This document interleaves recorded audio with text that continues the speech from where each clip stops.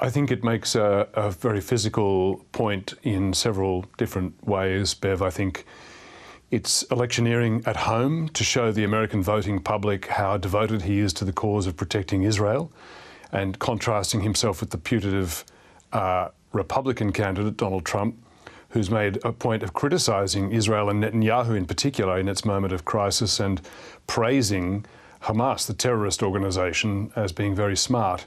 I think that's really part one. I think part two is, as you say, to demonstrate to Israel itself and its people, but also to its enemies, and particularly Iran, that the US is a steadfast ally of Israel, and nobody should think of opportunistically escalating this to attack Israel any further. And third, as you say, he will continue to have a moderating influence. He will try to exert a moderating influence on Israel in the way that the Israeli government decides to conduct this incursion into Gaza. Yeah, I want to talk more about that in a moment. He's also said he's committed troops. We've had Anthony Blinken spend almost a week in the region, and now Joe Biden is coming there. Is it giving them time to position those troops in the event of a broadening conflict? But how committed would the US be to another conflict in this region? So the 2,000 US troops that are going in, I think, are being... I'm not sure whether they've decided they're going to have an operational role in the fighting. I presume not. It's not directly their war, and that they will provide support on the periphery. But it does provide a so-called tripwire, signalling that anybody who enters the contest against Israel will also be tripping that wire and drawing the US automatically into the war against them. So again, I think that's supposed to give further manifestation to this American commitment of support to Israel. And as for what it would mean in the event of a war escalating and what the US would be, I think that would depend very much on who was attacking, in what way and where from. Yeah. You know, we're talking about this imminent invasion of Gaza, land, air and sea, according to Benjamin Netanyahu. But even with this counteroffensive not beginning, Gaza is on the brink of collapse. How can this, how do we even look at what this might look like with an offensive like this that could all but destroy Gaza? Well, there are many unknowns there. Of course, the starting point is a pretty unhealthy and unhappy one after 16 years of Israeli embargo on most movements in and out, 50% unemployment and a high rate of poverty in Gaza. So to then go through the further enduring of the further suffering of the new wave of Israeli embargo on food, water and power against all the inhabitants of Gaza, all 2.3 million, which is, as multiple people have pointed out, collective punishment and illegal under the Geneva Conventions, is creating a level of abject poverty and desperation. We don't know who will be left in the combat zone when the incursion begins, to Israel's credit. It has given warning, and we've seen it warning for days now, urging civilians to leave the putative combat zone that Israel obviously intends to hit. But we don't know who's going to be left. We've seen people streaming out, but how many will be left? How many is Hamas holding back? How many is Hamas prepared to use as human shields to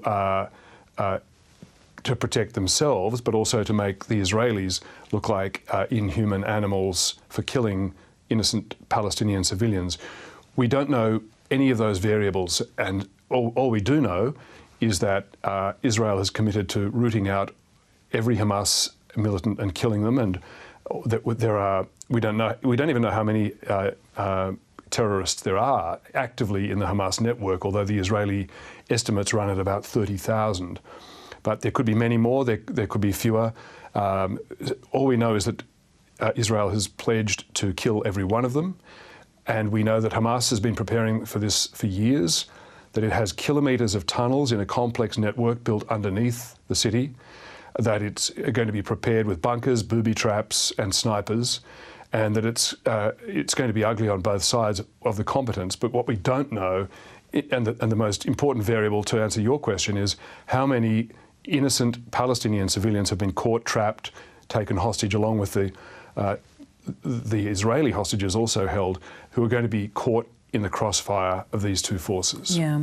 You also wrote quite poetically today about restraint and if restraint were exercised at a time like this, it seems like none of the lessons of history are being learnt at this moment.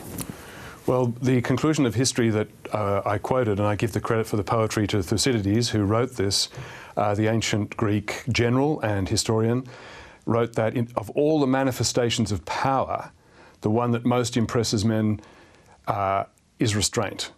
And it's what the world will be looking to Israel to exercise in its prosecution, not of Hamas. Nobody's going to quibble about the eradication of those barbarous terrorists, but the world will be hoping and expecting that Israel will be able to muster some restraint in dealing with the innocent Palestinians who bear no guilt for the crimes of Hamas.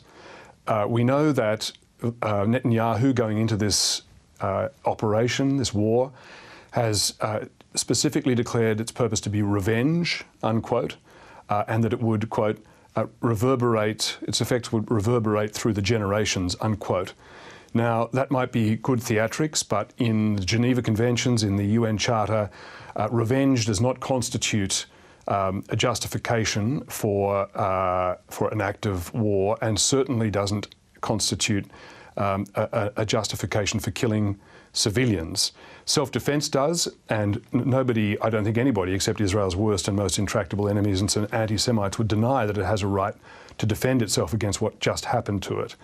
But I think the world already is seeing too many Palestinian civilians dying, worrying that there are going to be a great many more.